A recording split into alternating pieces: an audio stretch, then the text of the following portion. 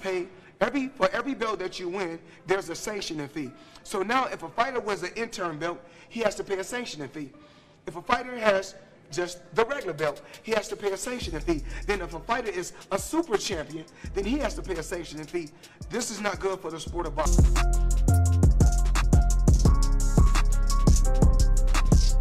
Y'all see them though. The undisputed king of boxing has been blindsided.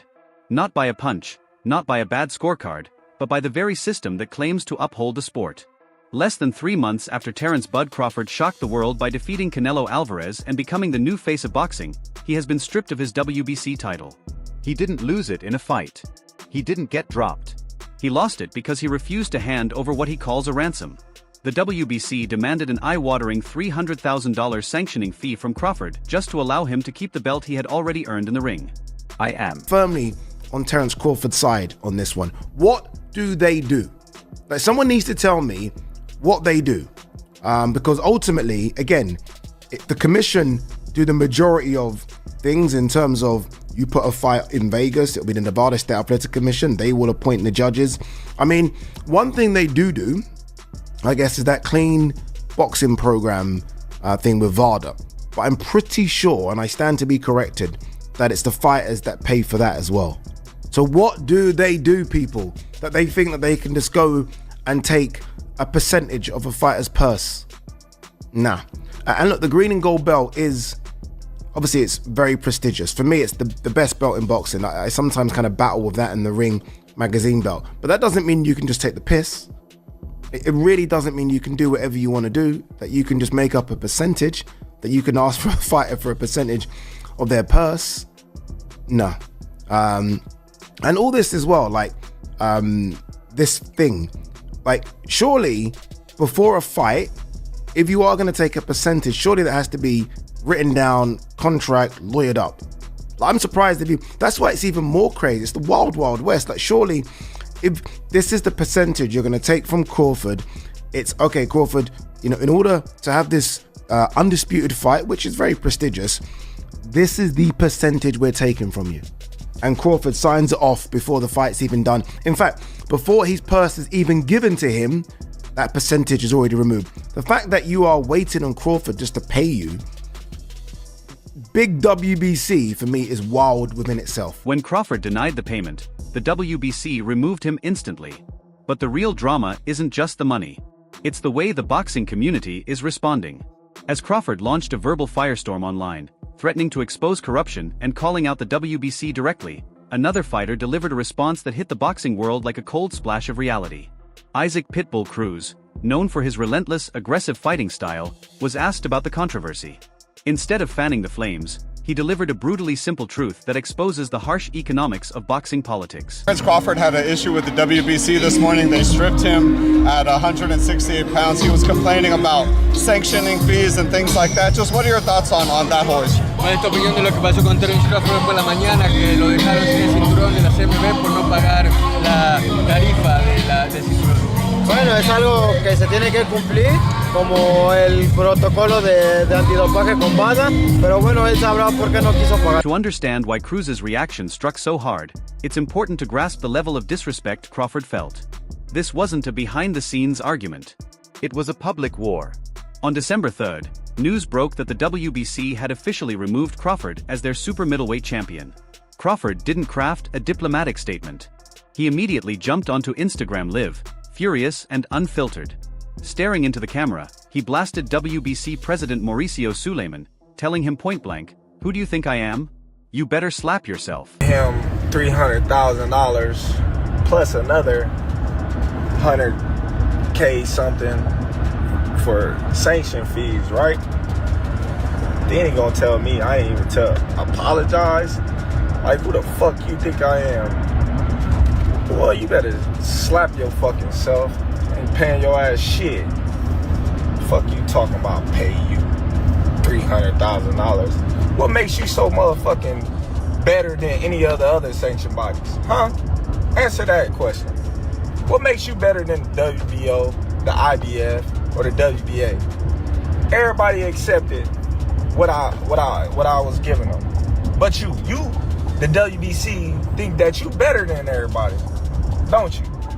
So since you, the WBC, and you got the fucking green belt, which don't mean fucking shit, the fucking real belt is the ring belt, which is free. Crawford revealed that the WBC demanded hundreds of thousands essentially for the privilege of keeping their belt.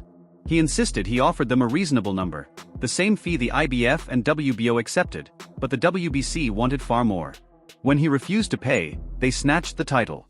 Crawford summed it up in one sentence that now echoes across boxing: "We're being taxed." And he has a point. Fighters are the ones absorbing punches, shedding pounds, taking physical damage that lasts long after their careers are over.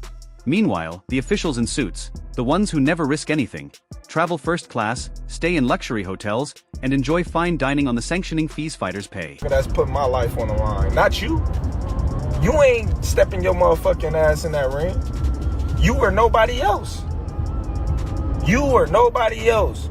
So why should I have to pay to carry your belt? You should be paying me. If you want to be truthful, you should be paying me. I don't see it. It irks my nerves how this dude gets on a plane, gets a hotel suite. Him and his buddies, they go out to dinner, 5-star meals, all that, you know, and guess who gotta pay for it? Us fighters. We paying for y'all to come out here, have the time of y'all life, stay in the best hotels of y'all life, and it's all done on our dime. It's done on our dime. Do that sound right to y'all? It's crazy, ain't it? We the one out there getting battered, knocked upside our head, and every time we step foot in the ring, we gotta pay them a sanction fee like they the government. We getting taxed. It's crazy. Crawford even called the green belt what many fans have quietly suspected for years: a trophy, not a symbol of true greatness. He noted that the most prestigious title of all, the Ring Magazine belt, costs fighters absolutely nothing. It represents lineage, not a bill. By calling out the financial motives behind the belts, Crawford is taking aim at the entire structure of modern boxing. He's suggesting that the alphabet belts have become cash grabs disguised as prestige. Mauricio, I appreciate you. I appreciate you. Because everybody in the world know you was going for Canelo. You was mad that I beat Canelo. It's okay. It happens, you know? But if you a real fan of the sport, you would have, you know, said congratulations instead of having that little smirk on your face, all mad and pouting. But listen though, you should have took the money and you should have been thankful and grateful that I was rocking your belt around as your champion. As your champion, the WBC champion. The undisputed champion at that.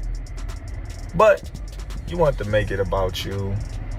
You want to say, oh, well, you stripping me. Like, I've been stripped before. The IBF just stripped me when I was at 147.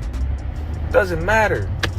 I'm still considered the undisputed champion. I'm still the champion in the division. Because you know why? The only belt that's recognizable as the champion is the ring belt, baby. That's the #1 belt in the division. That trumps all. Which brings us back to Pitbull Cruz. While Crawford was raging online, Cruz was preparing for his own fight week, getting ready to defend his title against Lamont Roach Jr. Reporters expected him to either defend Crawford or criticize the WBC. Instead, Cruz delivered the most military-like answer imaginable. No drama, no complaints, just a cold truth: we have to pay. For Cruz, the sanctioning fees are part of the job, like making weight or dealing with a bad referee. He said he respects Crawford's stance, but made it clear he and his team avoid that kind of conflict. To him, This is simply the price of navigating the sport. Subriel Matias tested positive for Ostarine. He's the WBC champion. You guys are fighting for the interim.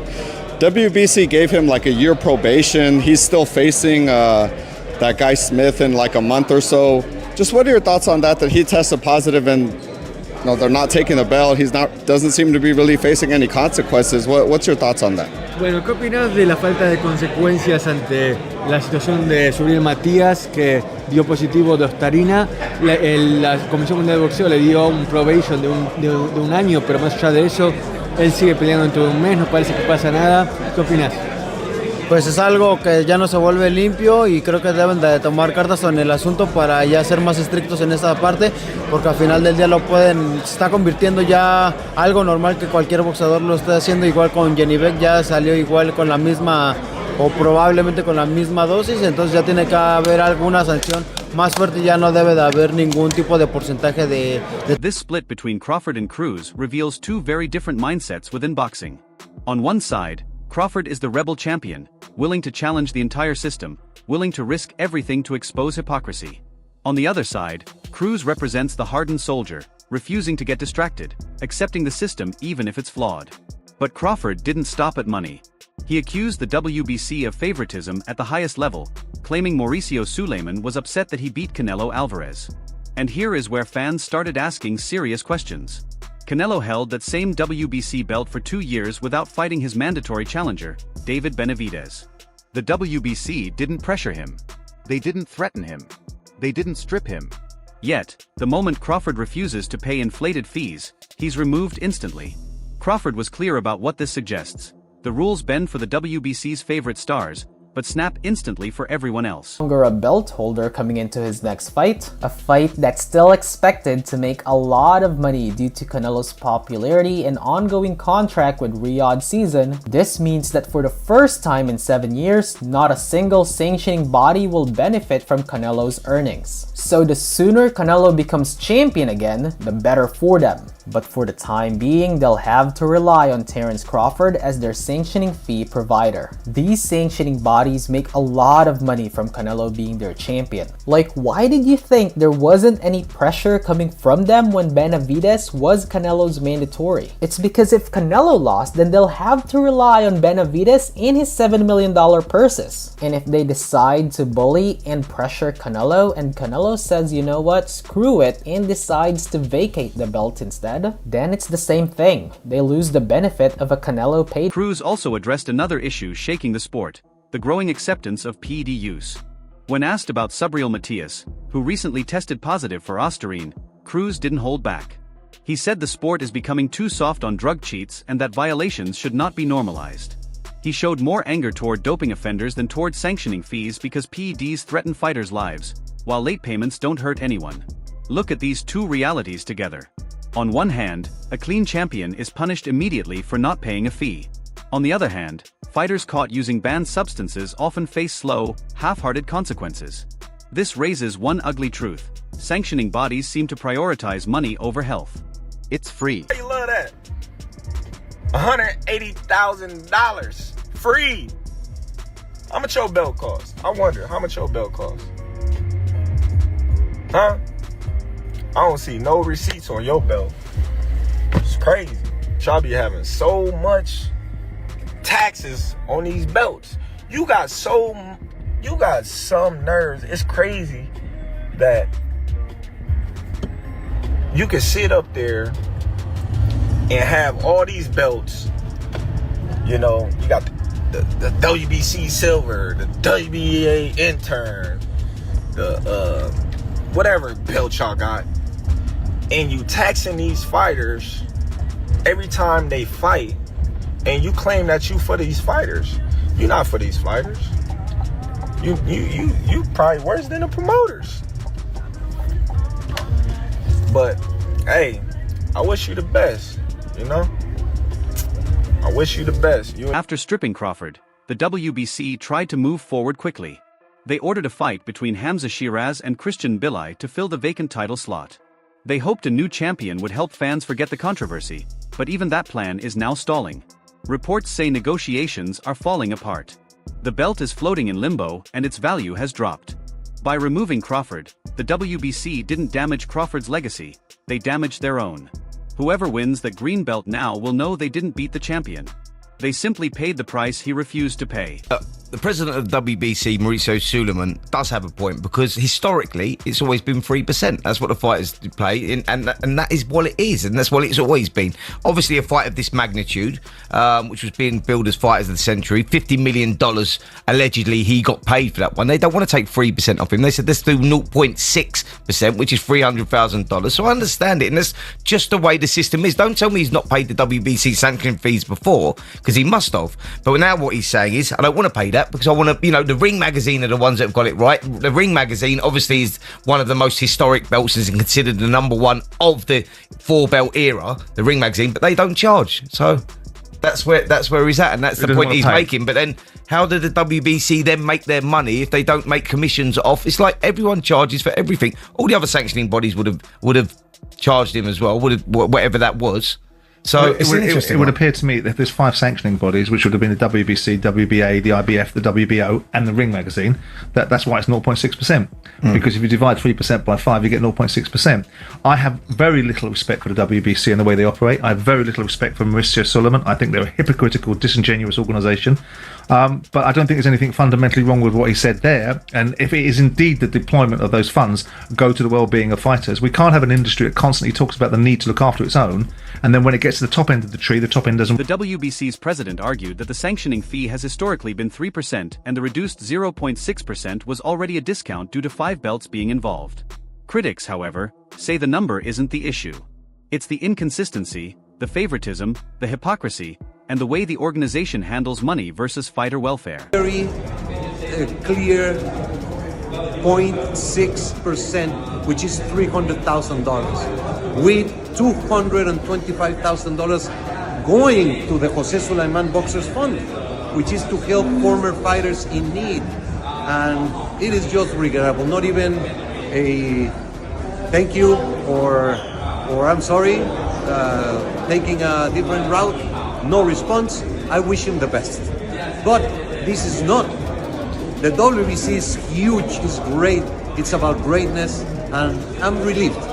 We made a very clear 0.6%, which is $300,000, with $225,000 going to the Jose Sulaiman Boxers Fund, which is to help former fighters in need. And it is just regrettable. Not even a thank you or I'm sorry, taking a different route. No response. I wish him the best. But this is not. The WBC is huge, it's great, it's about greatness. Crawford has drawn a line in the sand. He doesn't need a sanctioning body to prove his greatness. Pitbull Cruz has shown the opposite view, that fighters often feel forced to accept the system to survive. And now the boxing world is left with a question that could reshape the sport. If fans already know who the best fighter is and the ring belt is free, then why do fighters keep paying millions for belts that seem more like business products than symbols of greatness? Was Crawford right to keep his $300,000 and walk away? Or should he have paid the fee to preserve his place in